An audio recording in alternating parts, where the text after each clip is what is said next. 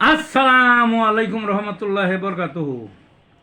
তে বন্ধুগণ, আশা করি আল্লাহ পাকের রহমতে সকলে সহি সালামত আছেন। তে কবি গাজী আক্কাস আলী ইউটিউব চ্যানেল 017140885009 এর পক্ষ থেকে আপনাদের সকলের প্রতি রইল একান্ত আন্তরিক শুভেচ্ছা ভালোবাসা। তে বন্ধুগণ, এখন আপনাদের সামনে স্বরচিত যে কবিতাটা পাঠ করবার চেষ্টা করব, কবিতাটার নাম হলো দুই কুয়া রসুন। কবিতাটার নাম কি? দুই কুয়া রসুন। দুই কুয়া রসুন আর এক চিমটি গুড়ে ডলা দিয়ে মিহি করে খাও প্রতি ভোরে। দেহ হবে বলশালী, রোগ নাই ধারে, সারা শরীর উজ্জ্বল চকচক করে।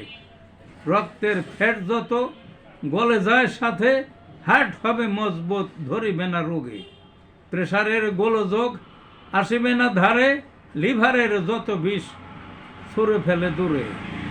কিডনির জালিকা প্রাণ পায় ভরে, স্টমাকের পচামল ঠেলে বের করে।